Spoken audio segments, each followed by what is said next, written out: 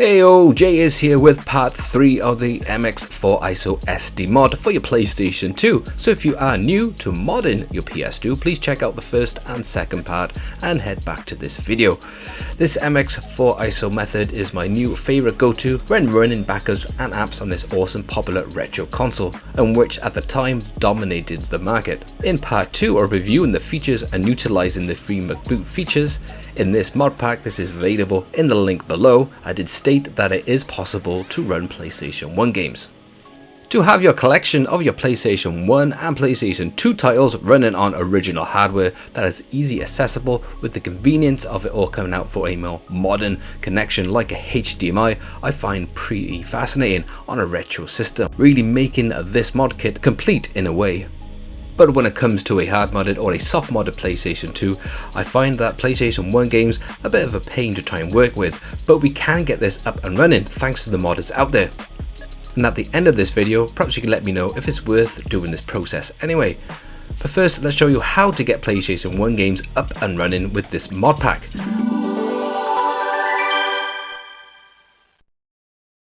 Now, with this PlayStation 2 mod kit that I've been using throughout this PlayStation 2 mod mini series, you will be needing an additional item in the time of this video anyway, and that is a USB drive to pop on your PlayStation 1 games. Now, the USB drive is very dated for the PlayStation 2, and the one I had lying around is a version 1.0, so you will be needing a quite dated USB drive.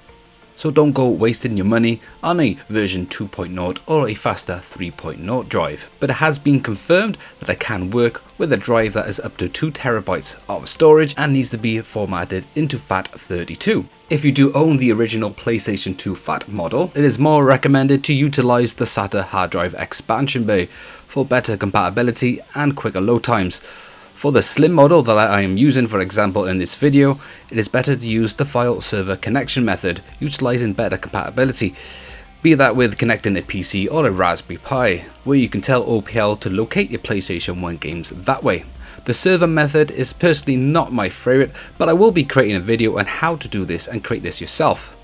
I did come across a fella under the name of Retro Lover, where he did create a video showing off where he did some magic, creating a link network adapter and chain that to a USB external drive for better compatibility and faster loading times.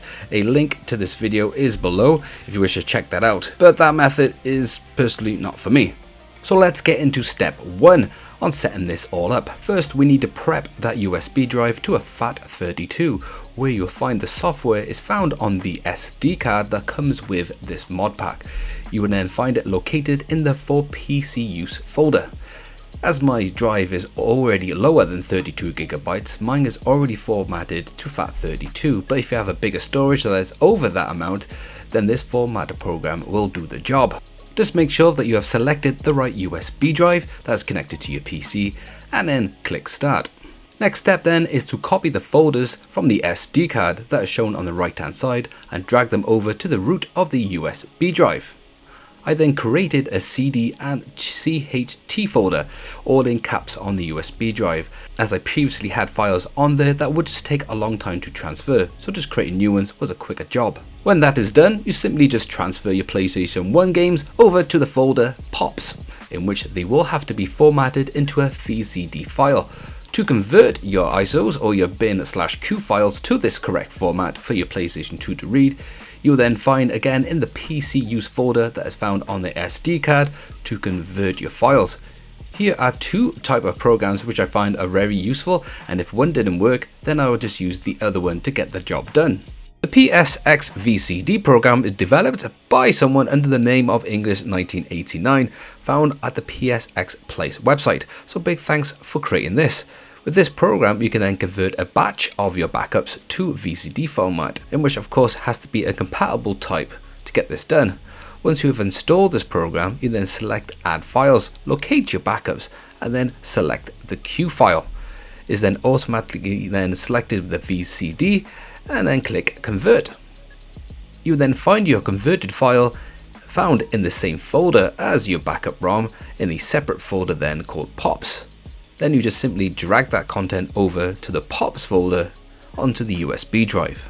Unfortunately, you will be getting some slow transfer speeds due to how the USB is just a version 1.0. The alternative method, being easy to VCD, is a quicker method I've personally found, in which you will drag the contents over from that folder into the same folder as your backup. Again, has to be a compatible bin to QMAT format. Locate the Q file and drag that into the toolbox. Then select the first method by pressing 1 on the keyboard, in which almost instant you will find a VCD conversion in the same folder. Again, drag that into the POPs folder onto the USB drive.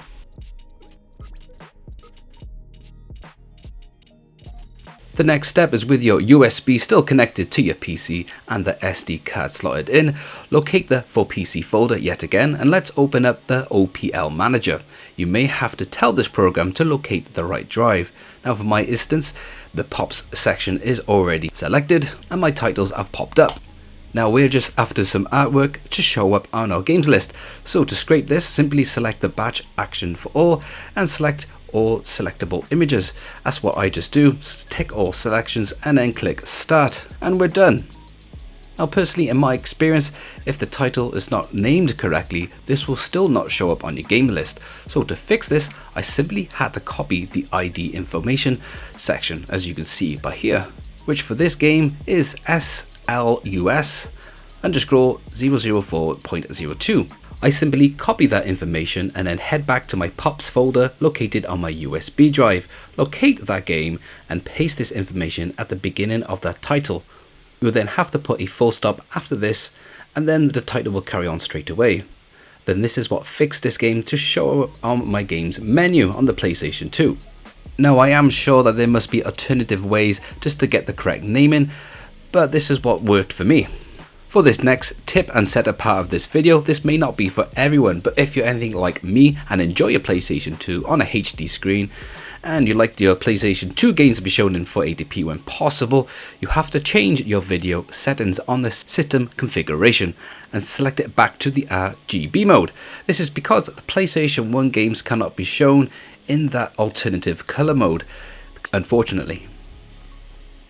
Of course, you will have to pick yourself up a compatible adapter which accepts an RGB signal. Personally, I like to use this lever hike, which converts an RGB signal and upscale it to 720p, making it compatible with my HD screen. I will be doing a comparison review video on more recent HDMI adapters for your PlayStation 2 very soon. Some new ones I've never even tested before, so hit us a subby to get notified about that release. With your USB plugged into your PlayStation 2 and ready, just head over to the OPL USB mode. It does take quite a while to load up. And then by pressing the R1, you can head over to the PlayStation 1 selection on this menu screen. And there we got it, we have our games listed and ready to run up. This was a bit of a pain to get up and running, but we're finally here. A problem I did come across when using OPL, I did not change the original display settings, as it was kept to my original alternative color mode, giving me a higher resolution, which is not supported with this RGB adapter with this level hike.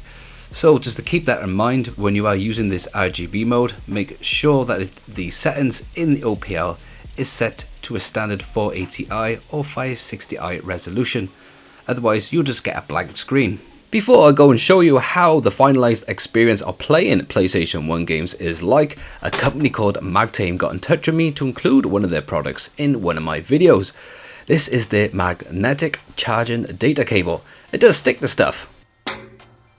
Well, not just that, Magtame are a dedicated USB-C and USB cable company, providing us with some premium built quality cableage with reliable, durable and neat tidy cable alternative, crowdfunded back in 2023 and won the US Invention Pendant.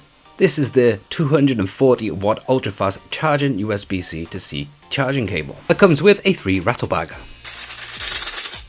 My first initial thoughts is that this is the best built USB-C cable I've experienced in my hands, and I'm a sucker for settling for basic cheap cables that end up breaking a few months down the line.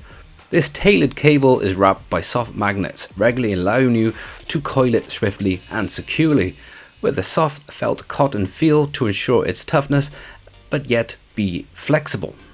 So let's quickly compare this with a standard budget USB-C cable. You can see it has a thin rubber coating insulation around the cable, and this protective border on the bridge connecting to the main tip of the USB-C has the same material. It will then wear and tear very easily, especially with this soft flexibility, making the conductive elements around the tip easy to break inside. Next up is a USB-C cable for the Wii that you can find in store. Of course, the link is below if you fancy checking that out, but has a much better, thicker built rubber around the border and the tip, giving that extra protective coating, as well around the USB-C cable connector itself, but again the cabling is very flexible. Holding the Magtame cable now next to a generic USB-C, you can really tell the build quality differences, with this bridge connection having a thicker insulation that goes around to the connector itself, and the cabling having a conductive element wrapped with its flexible rubber that is intertwined by soft magnets and felt all together, giving it that reliability that is also tough, rugged, and provides a high flow.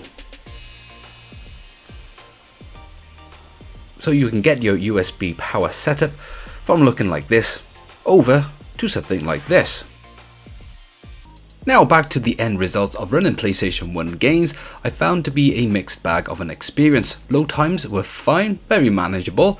Titles like Bloody Roar and Klonoa were working great, with no video stutter, no form of input lag, and gameplay being a very solid experience, and looking pretty awesome with this level hike HDMI cable. By pressing the L1, R1, start and select together, you also get an in-game boot to the main PlayStation 2 dashboard, which I find to be a very stable experience. But now with other titles like the big hit Gran Turismo, I experienced texture problems on the car selection screen that even carried over to the main gameplay, which was just an incompatible and not a good experience.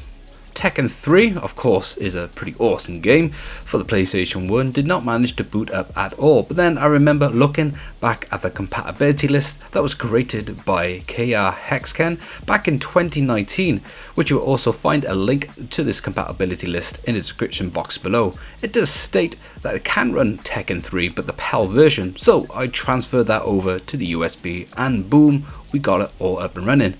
But now we got some layer flickering issues throughout the gameplay experience, so unfortunately Gran Turismo and Tekken 3 are just incompatible. With Racing Lagoon, a hidden gem of an RPG racing title, had some terrible slowdown at some points. So I found my experience with playing PlayStation 1 on a modded PlayStation 2 a frustrating and yet unfortunate experience. Personally, I did come in thinking that the POPStarter app would hack into the PlayStation 2 native PS1 compatibility. But as I later found out, the way that this app works is kind of a software method. So unfortunately, we won't get the true experience of what the PlayStation 2 could natively handle, as POPStarter does work around using a software method. But this is mostly due to how the PlayStation 2 accesses your PlayStation 1 discs in the first place, in which loading via the USB or MX4SIO, even the hard drive, can't link that together. So that is where the soft mod does seem to fail. I've heard that there are other hacks which I am keeping an eye out and looking forward to, but at the moment I can only see this as a more stable experience is working with a DVD or CD SD card drive replacement, much like the DD-ROM and GC ISO like we got for the GameCube. Now guys, if you've got any more methods about how to play your PlayStation 1 games on the PlayStation 2, I am all ears, and I'm looking forward to hearing from how you got your mods or set up your PlayStation 2. So as always, thanks for watching, and if you'd like to hit that button if you want to support this channel, click subscribe, leave your comments below, and I'll catch you a lot on my next video.